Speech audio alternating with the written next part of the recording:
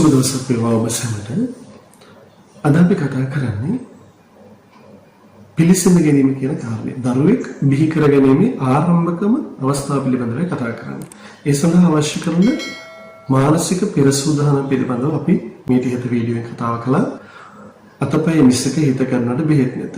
මිනිස්සු අතින් අතපය කඩාගත්තු තුවාල කරගත්තොත් බෙහෙත් තියෙනවා. නමුත් හිත කෙරුවට පස්සේ හිත නැවත සුවපත් කරන්න සෑහෙන කාලයක් යනවා. ඒක ඉතා අපහසුයි. ඒ නිසා මනසින් ඉතාමත්ම සුවපත් වූ ලස්සන යුග දිවියක ඒ සුන්දරත්වය වඩා තීව්‍ර කරන්න, ඒ සුන්දරත්වය වඩාත් විචිත්‍රත්වයට පත් කරන්නත් නම් ඒ පෞල් ජීවිතය තුළ තුන්වැන්නේ නැත්නම් දරුවෙක් පිළිසිඳ ගැනීම සිද්ධ වෙන්න ඕනේ.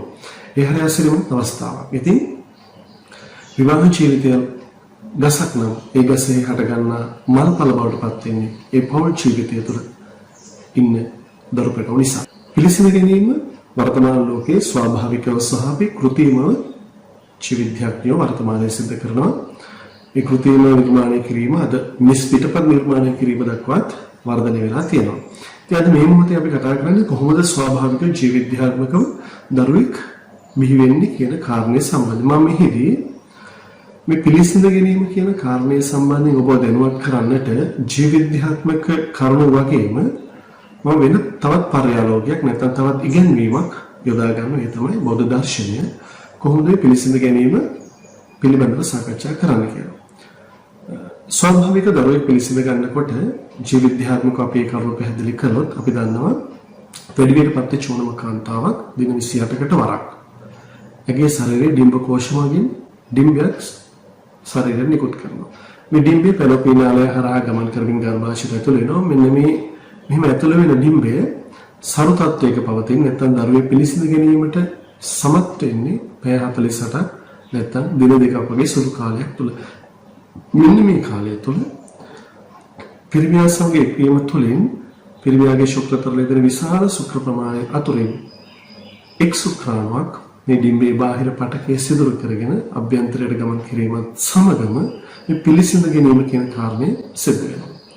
එතකොට ඒකට අපි හඳුන්වන යුක්තාණුවක් කියලා. මේ යුක්තාණුව තමයි ජීවයේ නිර්මාණය වීමේ පළමු අවස්ථාවට පත් වෙන්නේ.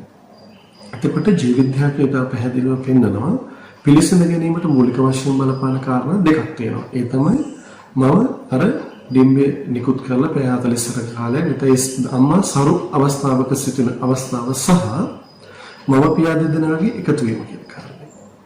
නමුත් මෙතන මම කැමති මේ මනෝවිද්‍යාත්මකව මේ ප්‍රවේශයක් ලබා ගන්න අපි දන්නවා ලෝකයේ හිටපු ඉතා විශිෂ්ට මනෝවිද්‍යාඥයෙක් තමයි බුදුන් වහන්සේ. බුදුන් වහන්සේ ඉගැන්වීමක් තියෙනවා මහා තණ්හා සංකේ සූත්‍රයේ. එන්නේ මේ සූත්‍රය තුල මේ පිළිසිඳ ගැනීමට බලපාන කාරණා පිළිබඳව කතා කරලා තියෙනවා. ඒ කතා කරපු කාරණා තුන අතරින් දෙකක් අර මුලින් මම සඳහන් කළ කාරණා දෙක ජීවිතඥාත්මකව පිළිගන්නා කාරණා දෙක ඒ අයම බුදුදහම පිළිගන්නවා. මාතා චුතුනී හෝති මම සබවස්ථාවක සිටීම මාතා පිතරෝ සංයුක්තිතා හොන්තේ මාපියා දෙදෙනාගේ එක්වීම කියන කාරණේ සිද්ධ වෙන්න ඕන කියලා බුදුදහමත් එලෙසින්ම පිළිගන්නවා. නමුත් බුදුදහම තුන්වෙනි කාරණයක් පිළිබඳව සඳහන් කරනවා. ඒ තමයි ගන්ධබ්බෝච පච්චු පට්ඨිතෝ හෝති. ගන්ධබ්බික නැත්නම් අදහස් කරන්නේ කර්ම වේගයක එළඹීම කියන කාරණේ සිද්ධ වෙන්නට ඕනේ. කිසියම් මව්පිය දෙදෙනෙකුගේ කුසින් දරුවෙක් බිහිවීම සඳහා නැත්නම් විඥානයක එළඹීම කියන කාරණේ තමයි මෙතන සඳහන් කරන්නේ.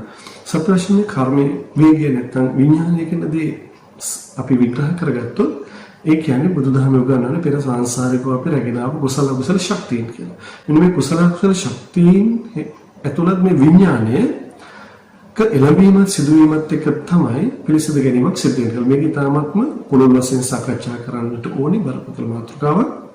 මොකද අපිට මෙතනදී මේ තුන්වෙනි විඥානයේ පැමිණීම කියන කාරණේ හරි ප්‍රබලයි. ඒකට හේතුව තමයි මේ කියන කාරණේ ඉන්ද්‍රිය ප්‍රත්‍යක්ෂණය. දැන් ජීවිතඥයෝ පැහැදිලි කරන මේ මූලික කාරණා දෙක වගේ මේ තුන්වෙනි කාරණේ පැහැදිලි නෑ. බුදුදහමේ මෙහෙම කාරණා තුනක් ගැන කතා කරද්දී මේ තුන්වෙනි කාරණය අපි මේ කතා කරන මනෝවිද්‍යාත්මක සාධකයක්. එතකොට ඒ තුල කියන්නේ අපිට නොපෙනෙන මානසික බලවේගයක එළඹීම. මේ මානසික බලවේගය පෙර සසර පින්පව් දෙක මත පදනම් වෙලා ඉනවා කියන කාරණේ තමයි සඳහන් වෙන්නේ. එතකොට මෙන්න මෙහෙම නිර්මාණය වෙච්ච යුක්තාණුවක් එක සෛලයයි. ඒ සෛලය තුළ අම්මගෙන් ආපු ඩිම්බය හරහා ආපු වර්ණදේහ 23 පියාගේ ශුක්‍රාණු හරහා පැමිණි වර්ණදේහ 23ක් වශයෙන් වර්ණදේහ 46ක් මේ එක සෛලය තුළ තියෙනවා. ඒ න්‍යෂ්ටේ තියෙනවා. මේ වර්ණදේහ 23 බැගින් වූ 46 නැවත යුගල වශයෙන් සංවිධානය වෙලා යුගල 23ක් බවට පත් වෙනවා. පිළිසිඳ ගැනීම සිද්ධ වෙලා නැත්නම් යුක්තහනුව නිර්මාණය වෙලා පැය 24 36 අතර කාලය තුළ මෙන්න මේ එක සෛලයක් කනස්ටයක් සහිත මේ යුක්තාණුව 1 2 4 8 16 32 64 120 256 ආදී වශයෙන් වේගින් බෙදමින් ඉදිරියට ගමන් කරනවා. හැබැයි මුල් සෛලයට අනන්‍ය වන ලෙස. එතකොට මේක ඇතුලේ තමයි පරම්පරාවෙන් ආපු අම්මගේ සහ තාත්තගේ පරම්පරාවෙන් ආපු සියලුම ජානමය ලක්ෂණ නිර්මාණය වෙලා තියෙනවා. එතකොට මෙන්න මෙහෙම වර්ධනය වෙන දරුවා කුස තුල සාමාන්‍ය දරු ප්‍රසූතියක් සිද්ධ වෙන්න ඕන කාලය සාමාන්‍ය දින 266ට ආසන්න වෙනවා. මෙන්න මේ කාලය තුල වෙනකොට අර සෛල විභජන වීමේ ක්‍රියාවලිය වේගයෙන් සිද්ධ වෙලා දශලක්ෂ 200ක් තරම් විශාල ප්‍රමාණයක් දක්වා වර්ධනය වෙලා ඇස්ලේ නහර අතපය කන්නාසා සහිත දරුවෙක් බවට පරිවර්තනය වෙනවා. ඉතින් වැදගත් වෙන්නේ මෙන්න මේ ගර්භණී ප්‍රතිසන්දිය සිද්ධ වීමත් එක්ක ස්වාම්පුරුෂයා සහ සමීපස්තය මේ ගෙදර ඇයත් සමග ජීවත් වෙන සියලු දෙනාම මෙන්න මේ දරුවෙක් පිළිසඳ ගත්තා කියන කාරණයෙන් සමග අතිශය ආදරණීයව බැඳෙන්නට ඕනේ. ඒ ආදරණීයව බැඳිලා ඊටාම වටිනා වස්තුවක් තමන්ගේ ජීවිතේට එකතු වෙනවා කියන ඒ බලාපොරොත්තුවත් එක්ක නැවුම් බවකින් එතෙන් සිට ජීවිතයට ඒ ඇයි මවට අවශ්‍ය දැවැන්ත ශක්තිය හයිය දෙනකොට ඒ අම්මා වඩාත් ශක්තිමත් හොඳ දරුවෙක් බිහි කරගන්න අවශ්‍ය කරන සතුට ඒ නිර්මාණය කරගන්නවා. මොකද මේ සතුට කුස තුළින් දරුවට දැනෙන්න ගන්නවා. ප්‍රතිසන්දියේ සිද්ධ වෙච්ච ඒ කල්ය තුළ බුදුදහමට විඥානය ක්‍රියාත්මකයි. ඒ විඥානයට මේ සියලු සාධකයන් දැනෙන්නට ගන්නවා. ඒ දැනීම ඉතා වැදගත්. ඒ නිසා තමයි අපි සෑම විටම ඔබට පැහැදිලි කරන්නේ මේ දරුවෙක් පිළිසඳ ගැනීම කියන්නේ හර අසිරිමත් සොඳුරු අවස්ථාවක්. ඒ සොඳුරු අවස්ථාව බොහොම සෙනෙහසින් ආදරණීයව අපි පිළිගන්නට ඕනේ. ඒ කායික සූදානම වගේම මානසික සූදානම හරි වැදගත් වෙනවා. ඒ නිසා තමයි අපි කියන්නේ සමීපස්තයින්ට මේ දරු පිළිසඳ ගැනීමක් සිද්ධ වෙච්ච අම්මට ඉතාමත් දයාර්දව ආදරයෙන් සලකන, කරුණාවෙන් සලකන, ඊට අවශ්‍ය කරන කායික පෝෂණය ලබා දෙන්න.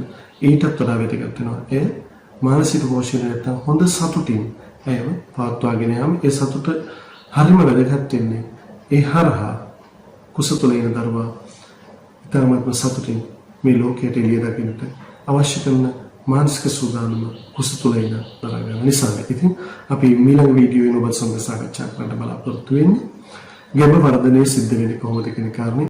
එසේනම් අපි නැවතත් මෙවැනිම වටිනා වීඩියෝකින් ඔබත් සමග මුණ ගැහිමි බලාපොරොත්තු වෙන අද සමගන්න ස්තුතියි.